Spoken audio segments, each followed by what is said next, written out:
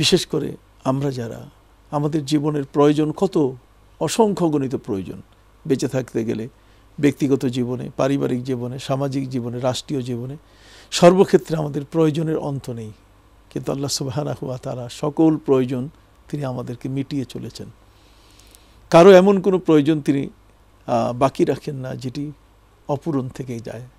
আল্লাহ সুবহানাহু ওয়া তাআলা প্রতিটি সৃষ্টিকে তার চাহিদা মোতাবেক সে যা চায় সেটি তিনি তার জন্য সরবরাহ করে যাচ্ছেন।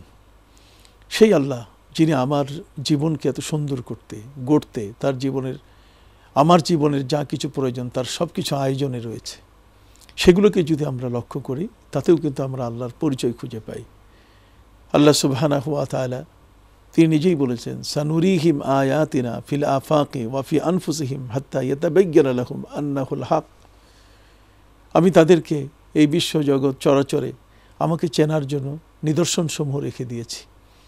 এগুলো যখন তারা দেখবে, দেখার সাথে সাথে তাদের মধ্যে একটি অনুভূতির উদয় ঘটবে